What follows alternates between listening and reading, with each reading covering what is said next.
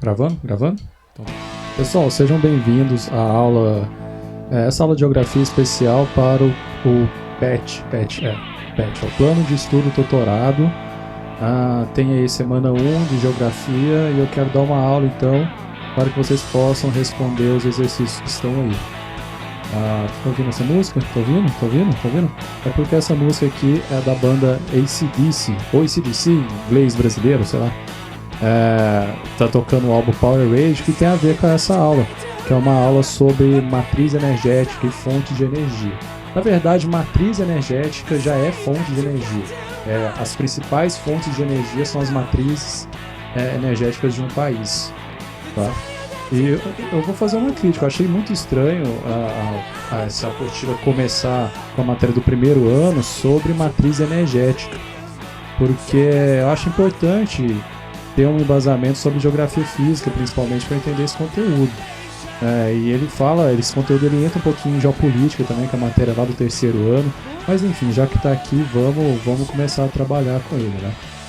Então, eu vou fazer o seguinte, eu vou abrir o arquivo que vocês receberam, então, vocês podem olhar aí no meu grupo, lá do Google Sala de Aula, ou então baixa lá no aplicativo, toda hora eu esqueço o nome, Conexão Escola, que é o nome, e também no site Estude em Casa, que está lá.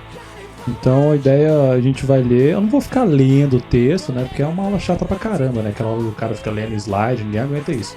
Mas a gente vai dar uma olhadinha no texto, eu vou complementar algumas coisas que estão lá, focando nos exercícios que vêm posteriores, que estão lá na própria apostila.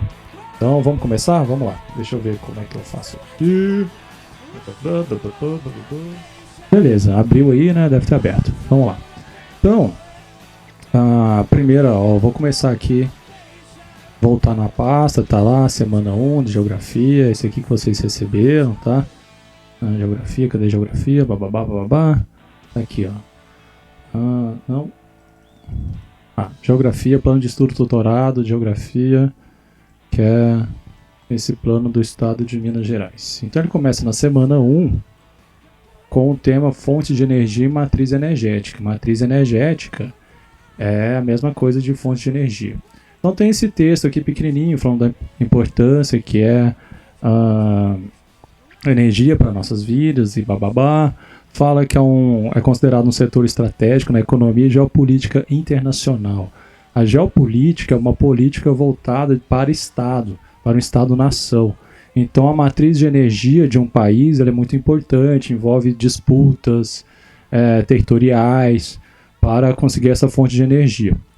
Bom, então essas fontes de energia são classificadas como não renováveis, que é aquelas que não se renovam em tempo de vida humana, aquela que demora pelo menos mais de 100 anos, né, para ser renovada, já que é o tempo de vida humana.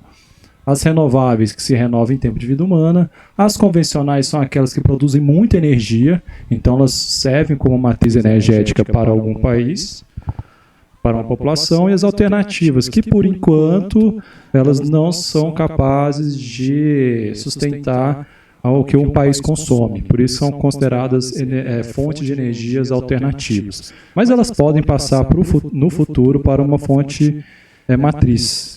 Que é o caso, por exemplo, das usinas eólicas ou então solares, né? A gente espera que um dia a gente consiga ter uma matriz menos poluente.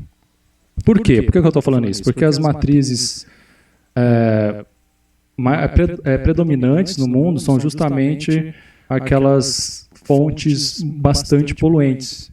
Que é o caso do carvão mineral, que é um combustível fóssil, é originado pela decomposição de restos de vegetais, assim como todos os outros combustíveis fósseis, como o petróleo e o gás natural. O carvão mineral ele é muito poluente, ele emite na sua queima carbono e enxofre, que são gases de efeito estufa, que provocam também a chuva ácida, conforme está aqui no texto de vocês, e ele foi muito importante como matriz energética na primeira revolução industrial.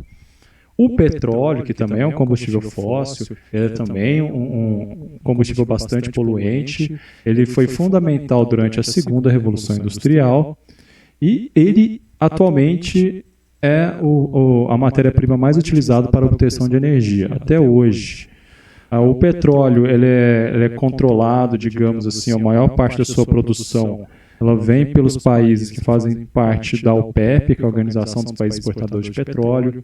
Em 1973, houve uma grande crise na produção de petróleo. Na verdade, esses países eles se reuniram e aumentaram bastante o valor, porque eles diminuíram a produção e aumentaram muito o valor do preço do barril do petróleo. Então, o petróleo ele é extraído principalmente no oceano e acontecem vários desastres ambientais por causa da extração do petróleo, como vazamentos. Ocorreu algum tempo atrás, eu devo colocar aí na tela depois que ocorreu aqui no litoral do Nordeste, aqui no Brasil, um vazamento de petróleo e ocorre bastante. Então, é uma matriz bastante poluente o petróleo. O gás natural, que também é um combustível fóssil, o Brasil importa muito gás natural da Bolívia, mas o Brasil ele tem bastante jazidas de gás natural. Por exemplo, lá no Sergipe está construindo, não sei se já terminou ou não, a maior termoelétrica com base no gás natural da América Latina. Termoelétrica é aquela usina que produz energia através do aquecimento de alguma matéria-prima. Pode ser o petróleo, pode ser o carvão, pode ser o gás, ou então a energia nuclear. A energia nuclear ela envolve bastante tecnologia, ela é bastante cara, mas ela produz muita energia. Dentre essas aqui, a que mais produz é a energia nuclear. Ela é baseada principalmente no enriquecimento do urânio, só que tem um problema também, né? O risco de ter um acidente nuclear pode ocasionar vários desastres, né? Por exemplo, teve o caso de Chernobyl, teve o caso de Fukushima lá no Japão, quando ocorreu um terremoto, teve um vazamento lá naquela usina. Então, enfim, é algo que é bastante caro, essa energia, produz bastante. E outra coisa, a gente não sabe ainda o que fazer com os rejeitos da usina nuclear, né? Então, ela é bastante perigosa. Alguns países do mundo, no caso da Alemanha, por exemplo, já está abolindo, já estão acabando com a energia nuclear, desativando algumas usinas. Não sei o que eles estão fazendo com os dejetos de urânio, por exemplo, mas, enfim, deve ter alguma destinação aí. Depois eu coloco aqui na tela se eu achar qual que é a destinação. Fontes de energia renováveis. Hidrelétrica. A hidrelétrica é a matriz energética brasileira. Apesar de não ser a matriz, não está entre as 4 maiores matrizes energéticas do mundo, é a principal matriz energética brasileira, com cerca de 80% da produção de energia do Brasil, ela vem das hidrelétricas, ou das hidrelétricas. Por que ela é tão importante aqui no Brasil? Por que o Brasil ele produz tanta energia através dessa fonte? Porque as usinas hidrelétricas elas funcionam da seguinte forma. A água fluvial, que é dos rios, elas passam por uma turbina, movimentando essa turbina, fazendo com que se produza energia. E para que a correnteza dessas águas sejam numa velocidade ou no volume ideal, é importante que esses rios tenham um volume adequado e que não sejam nem terrenos muito íngremes e nem em terrenos planos. Então, em planície não funciona bem aonde? Em planaltos. Então, o Brasil tem uma extensa área de planaltos com uma rica hidrografia. Então, se for pensar em dois fatores naturais, é justamente a hidrografia brasileira, que é muito rica, muito vasta, e o relevo, que é muito favorável, que é o relevo de planalto. Por isso que o Brasil ele tem essa fonte aí como principal matriz do país. Só que a hidrelétrica ela produz muita poluição também. Como uma usina hidrelétrica pode produzir tanta poluição? É através do seguinte: quando vai construir a usina hidrelétrica, normalmente ela alaga uma intensa área de floresta. Tá? Então, essa cobertura vegetal ela acaba parando lá no fundo da represa, do lago da represa das usinas hidrelétricas. Então, lá no fundo desses lagos, normalmente a quantidade de oxigênio é muito pouco. Então, a decomposição dessa matéria orgânica, ela se transforma em metano. Esse metano é liberado por esses lagos. Então, em algumas usinas hidrelétricas, a contribuição, digamos assim, para o efeito estufa, que vai ocasionar um aquecimento global, da usina hidrelétrica, ela é o mesmo tanto de uma usina a carvão, por exemplo, de uma termoelétrica movida a carvão. Então, as usinas hidrelétricas podem ser bastante poluentes também. A eólica, eu não conheço algum país do mundo que tenha a eólica como matriz energética, porque ela é uma energia muito limpa, né, tem um custo alto de implementação, só que ela não produz tanta energia. Tá? Por isso que, por enquanto, ela é considerada uma fonte de energia alternativa. Já o biocombustível, ele é uma fonte alternativa também, ele vem, no caso do Brasil, através da cana-de-açúcar, em outros países como os Estados Unidos, através do milho.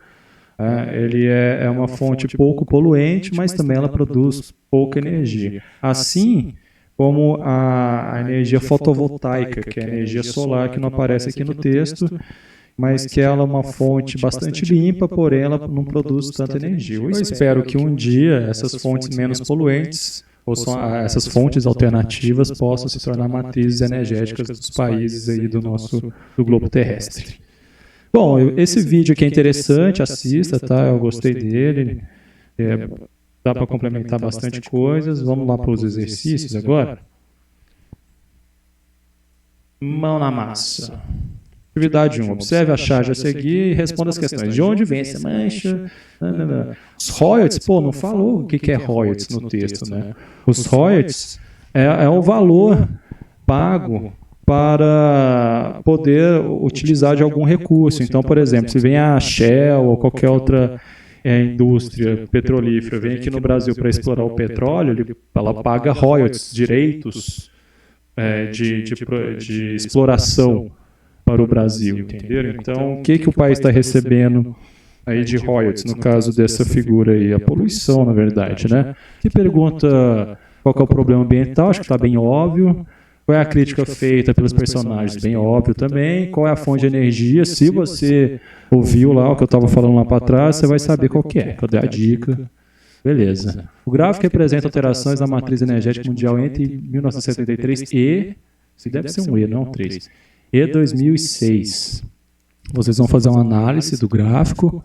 Esse gráfico está bem claro, essa parte mais clarinha é de 1973 e essa mais escura de 2006. O que mudou? Descreva como em 1973, por isso que eu contei a historinha lá de 1973, o que ocorreu. Como era a matriz energética nesse ano e quais alterações foram observadas em 2006. Bom, aqui fica bem claro o que foi acontecendo, né? Então, o que ocorreu com o petróleo, vocês vão basear a resposta observando esse gráfico aqui, tá? Principalmente, para poder responder. Tem um textinho aqui falando sobre matriz energética no Brasil. Atividade 3. Qual é a principal fonte de energia utilizada na matriz energética brasileira? Eu contei. Acabei de falar isso aqui. 2 argumentos naturais. Tá bem facinho. Qual o motivo que torna a produção da energia hidrelétrica um fator de emissão de metano? Eu contei também. Presta atenção, volta lá no vídeo se está com dúvida. Tá? Questão 5. De acordo com as características desse país. Então tá mostrando aqui algo hipotético. Isso aqui é inclusive do Enem de 2012, né? Tá mostrando um país onde a geografia física tem a seguinte característica: uma região plana, chuvosa e com ventos constantes, dispondo de poucos recursos hídricos e sem reservatórios de combustíveis fósseis. E aqui pergunta: qual a matriz energética de menor impacto e risco ambiental que você indicaria, já que você é o fodão, você é o consultor? E por que você indicaria?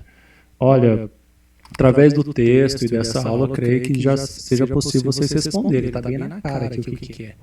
Tá? Se não for na cara, presta atenção. Que difícil, que difícil. Mas enfim, dá uma resposta decente, hein? Pelo amor de Deus. Bom, pessoal, é isso. Qualquer dúvida, pode mandar a dúvida lá no Google Sala de Aula. Eu vou ter o prazer de responder.